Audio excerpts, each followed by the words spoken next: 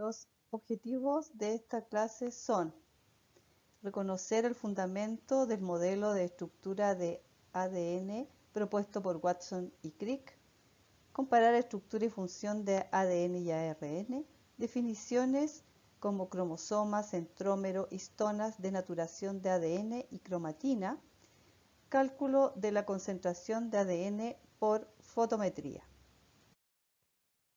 La era moderna de la biología molecular parte con la propuesta de la estructura de la molécula de ácido desoxirribonucleico, ADN, realizada por Watson y Crick. Sin embargo, este modelo propuesto por estos científicos no hubiera sido posible si no es gracias también al aporte de la doctora Rosalind Franklin. Ella era una química experta en cristalografía de rayos X. Acá lo que se muestra es la fotografía 51.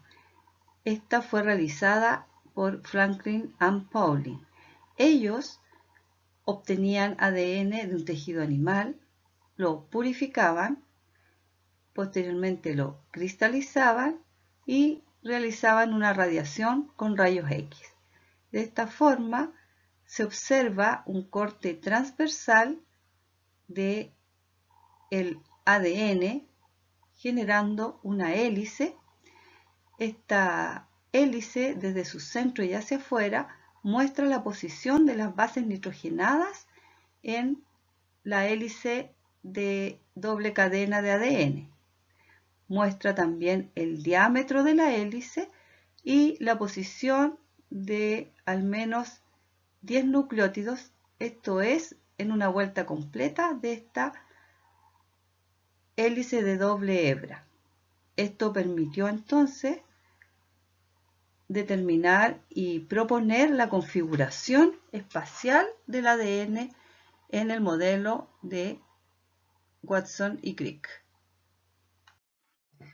De esta forma, la configuración de la estructura de doble hélice de ADN propuesta por Watson y Crick correspondería a que una vuelta completa de esta hélice recorrería una distancia de 34 Armstrong y la posición de las bases nitrogenadas contiguas en las cadenas sería de 3,4 Armstrong. Ahora, en esta doble hélice, cada una de las cadenas comparadas serían antiparalelas debido a diferentes direcciones de cada una de estas cadenas. Cada una de estas cadenas está compuesta por desoxirribonucleótidos fosfato que están unidos entre ellos por enlaces fosfodiéster. Veamos un nucleótido en la posición 5'. Cada nucleótido está compuesto por un azúcar ribosa y esta ribosa tiene unida en su carbono 1 una base nitrogenada. Ahora, en la posición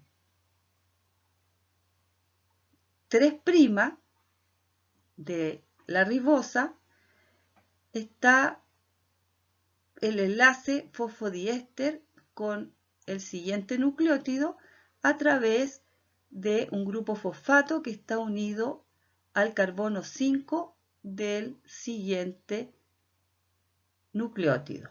De esta forma se generan los polímeros.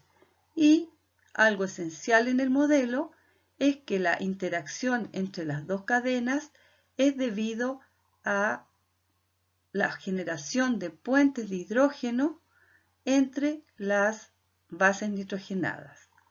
Esta unión entre las bases nitrogenadas es muy específica, pues siempre se aparean una purina con una pirimidina. Siempre se van a aparear una timina con una adenina y una guanina con una citosina.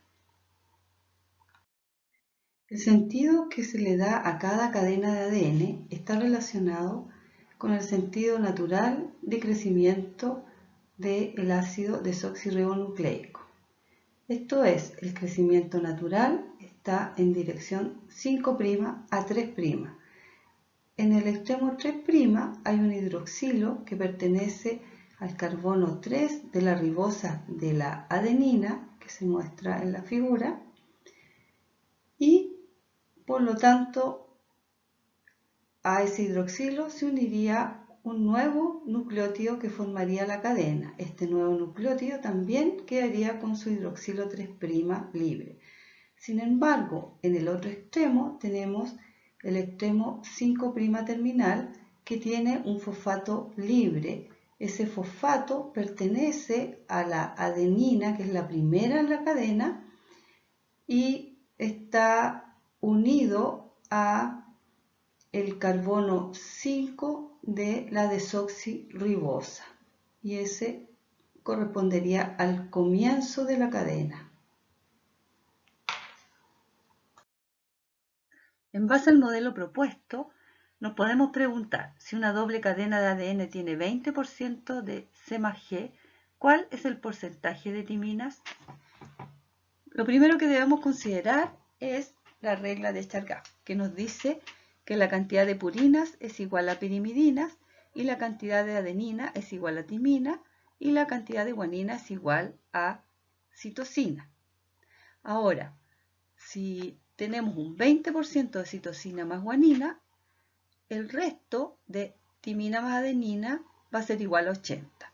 Y como adenina más timina son iguales, en este porcentaje distribuimos en iguales cantidades, que nos quedaría un resultado de 40% de timina en la molécula de ADN que estamos analizando. ¿Cómo se expresa el tamaño de la molécula de ADN? Se expresa en pares de base. 100 pares de base es igual a 1 kilo de pares de base. Ahora, ¿cuántos nucleótidos tiene una molécula de ADN de 100 pares de base? Acá lo que debemos considerar es que el ADN es una doble cadena. Por lo tanto, hablamos no de un tamaño en nucleótidos, sino que en pares de base. Por lo tanto, una molécula que tiene 100 pares de base de largo va a tener 200 nucleótidos en total.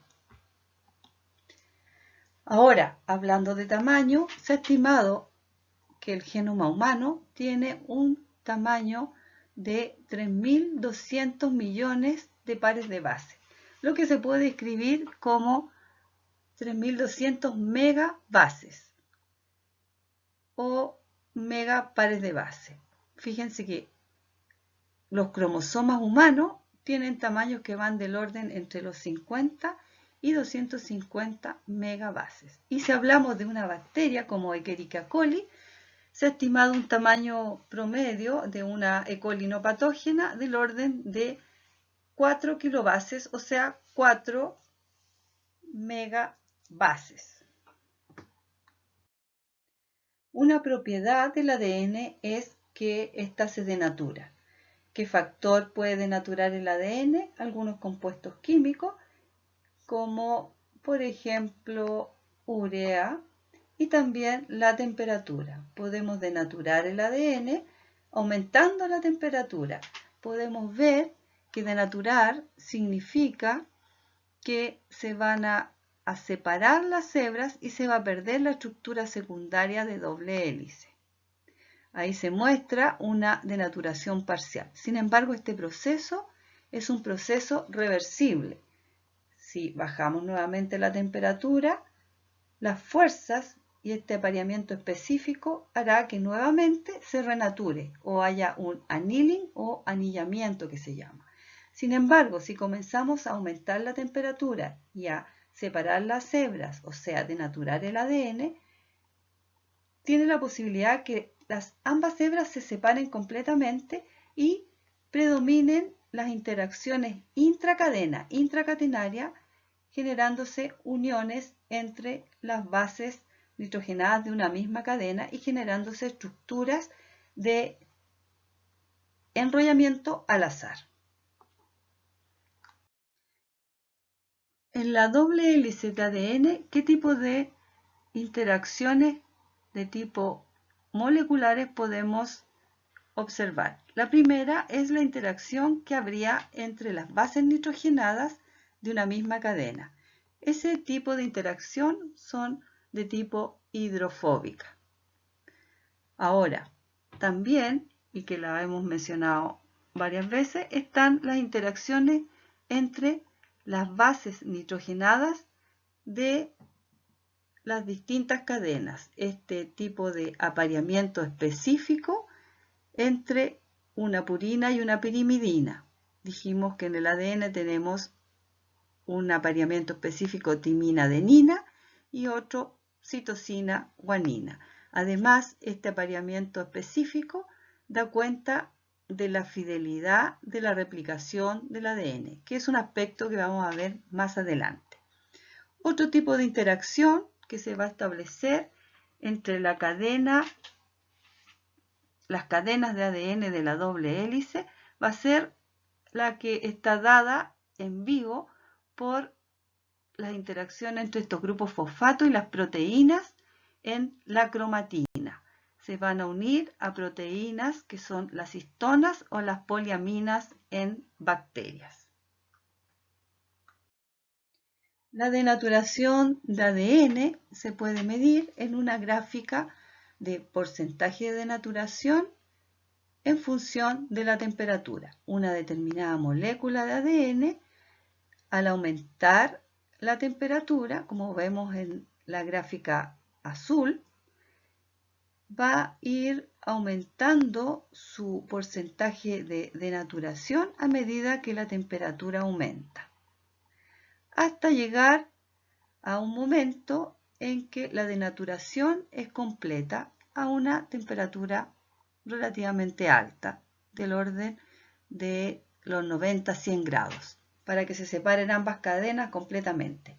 Existe un parámetro denominado temperatura de melting, que es el momento en que solamente el 50% de esa cadena se ha denaturado. En este caso, en la gráfica azul para una molécula de ADN podría ser 83 grados Celsius. Hay otra gráfica en rojo que muestra una temperatura de melting mayor de 85 grados Celsius. Eso correspondería a otra cadena con una composición distinta de nucleótidos. Este gráfico muestra cómo varía la temperatura de melting en el ADN, que es esta doble hélice, en relación a su contenido de G+C. A mayor contenido de G+C, mayor es la temperatura de melting. Esto es a la temperatura a la cual se disocia el 50% de esta doble hélice de ADN. ¿Cómo cuantificar el ADN? Esto es posible hacer midiendo la absorbancia de una solución que contiene ADN, midiendo específicamente en el fotómetro a una longitud de onda de 260 nanómetros. En la línea azul está la medición de la absorbancia en relación a la longitud de onda de una solución de ADN y podemos ver que hay un máximo de absorción a 260 nanómetros. Esto se debe a específicamente que en la doble hélice de ADN nosotros nos encontramos con las bases nitrogenadas que absorben específicamente a 260 nanómetros, diferentemente a las proteínas que están en verde, que tienen un pic máximo de 280 nanómetros. Entonces, si tenemos, por ejemplo, hacemos una extracción de ADN de células, no sé, epiteliales, obtenemos el ADN, lo ponemos en solución, una solución acuosa, nosotros podemos medir la absorbancia a 260. Supóngase que el resultado es absorbancia a 260 de esa solución, a 260 nanómetros, es un valor de absorbancia de 0,5. ¿Cuál es la concentración? Y esto lo podemos hacer, lo podemos calcular con una regla de 3, considerando que 50 microgramos de ADN por ml, estos son unidades de concentración, ¿cierto?, equivalen a 1 de absorbancia medida a 260 nanómetros. Entonces hacemos una regla de 3, multiplicamos 50 por 0,5 dividido por 1, y esto nos debería dar entonces 25 microgramos de ADN por ml. Hagamos ahora una comparación entre los ácidos nucleicos, que son el ADN y el ARN. Primeramente, los cromosomas que constituyen el material genético heredable en general tienen un tamaño mucho mayor que las moléculas de ARN que encontramos teniendo distintas funciones en los seres vivos. También podemos comparar la configuración espacial. Como ya vimos, el ADN, los cromosomas van a estar compuestos por una doble cadena que toma una conformación de hélice. Sin embargo, en la mayoría de las veces el ARN constituye moléculas compuestas por una cadena que pueden tener alguna estructura en 3 dimensiones, pero más bien esto se debe a interacciones entre la misma cadena o intracatenarias. Ahora refirámonos y revisemos el tipo de azúcar que tiene el ADN y el ARN. En el caso del ADN es una desoxirribosa, sin embargo en el ARN es una ribosa. La ribosa en el carbono 2 tiene un grupo hidroxilo o H. Sin embargo, en el ADN carece de este grupo, solo tiene un hidrógeno y por eso se dice desoxirribosa. Ahora, los nucleótidos, los distintos nucleótidos que forman estos polímeros, están unidos a través de enlace fosfodiéster, lo que es similar en el ADN y en el ARN. Ambas cadenas, tanto de ADN como ARN, van a tener una dirección, por lo tanto vamos a tener un primer nucleótido que va a corresponder al terminal 5', en donde vamos a tener un grupo fosfato, y este grupo fosfato va a estar unido al carbono 5 y de allí su nombre. Me refiero al carbono 5 de la ribosa. Y hay un primer nucleótido y vamos a tener también un último nucleótido, que en este caso va a ser la adenina, y este va a tener un extremo libre o extremo 3', que va a corresponder a un grupo hidroxilo en el carbono 3 de este último nucleótido. Y esto es similar en el ADN como en el ARN. Y lo último que podríamos comparar sería la composición de las bases nitrogenadas en el ADN, donde tenemos adenina, timina, guanina, citosina. Sin embargo, en el ARN, la timina está reemplazada por el uracilo, así que tenemos uracilo, guanina, citosina y adenina en el ácido ribonucleico. La comparación de las funciones de los ácidos nucleicos. El ADN, como molécula que se encuentra en el núcleo y también que se encuentra en la mitocondria, tiene la función de contener la información de los genes y permite la transferencia y la herencia de esta información. Por otra parte, los ARN, como los ARN mensajeros, función que es llevar un molde de la información genética desde el núcleo hasta el citoplasma para que allí ocurra la síntesis de proteína, el ARN de transferencia, cuya función es participar de la síntesis de proteína, portando los aminoácidos que van a ser dispuestos según la información llevada por el ARN mensajero, el ARN ribosomal, que tiene una función de tipo estructural de los ribosomas. Junto a proteínas, los ARN ribosomales van a estructurar la unidad mayor y la unidad menor de los ribosomas, tanto en bacterias como en eucariontes. Y después habrían algunos ARN pequeños nucleares y unos microARN que se ha visto que tienen funciones en la regulación génica. En los virus, el ARN viral tiene la función de ser el genoma del virus. Codifica para la información de la estructura del virus y también para algunas enzimas que le van a servir para la multiplicación viral.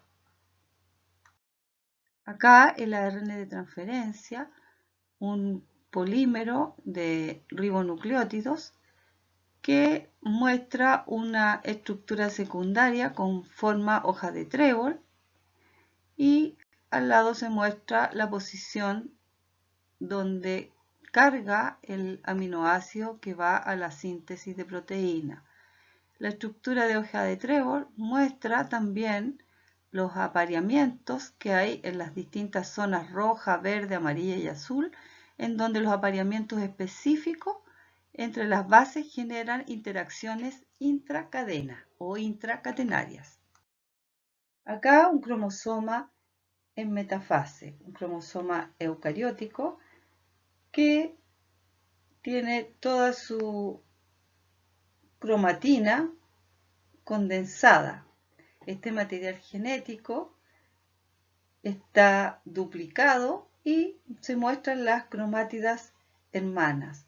En el cromosoma se muestra un centrómero que tiene la función de unirse al uso mitótico y participar de la mitosis. Y también se muestra en este cromosoma los telómeros, que son secuencias repetitivas conocidas que se encuentran en los extremos de los cromosomas eucariontes, que son lineales. El conjunto de los cromosomas de un organismo se denomina el cariotipo o la carioteca, el número de cromosomas y los distintos tipos de cromosomas con sus formas y tamaños. ¿Ya? Acá cabe mencionar que cuando hablamos de cromosoma estamos hablando de una asociación entre el ADN y proteínas que van a conformar el material genético o genoma de los organismos. Veamos ahora cómo se estructuran los cromosomas. Un cromosoma en metafase, entonces, se ha postulado un modelo que consiste en que la molécula de ADN está enrollada en los nucleosomas. Y los nucleosomas serían complejos proteicos formados por 8 histonas.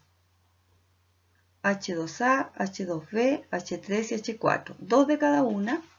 Y se estaría enrollando entonces la doble cadena de ADN en estos complejos proteicos formando una especie de collar de perlas que a su vez genera un compactamiento generando estructuras cada vez más mayores pero muy compactas, de tal forma que esta gran cantidad de ADN que es lineal está muy compacto. El modelo se basa en observaciones realizadas por microscopía electrónica de transmisión. En A se observan los nucleosomas como collar de perlas, estas estructuras de un tamaño aproximado de 10 nanómetros de diámetro. Y en B se observa el apilamiento de estos nucleosomas en estructuras más compactas del orden de los 30 nanómetros. Es importante mencionar que este tipo de estructura es inactiva transcripcionalmente, o sea, que no se están transcribiendo los genes contenidos en este material genético. Entonces, ahora que vimos que este material se encuentra compactado y la doble hélice unida a los nucleosomas, ¿cómo será posible que en un momento determinado este material genético sea leído para la descripción de sus genes? La heterocromatina se denomina a este material que es activo transcripcionalmente, y esto ocurre gracias a la presencia de una serie de factores que van a permitir el acceso de la maquinaria de la transcripción al material genético que se encuentra compactado.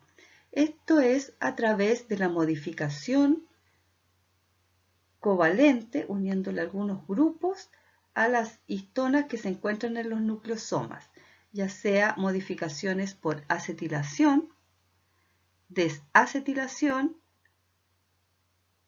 metilación, fosforilación y monoubiquitinación. Todos estos procesos son reversibles, por lo tanto la cromatina va a estar en un momento activo y en otro momento inactivo. Conclusiones finales.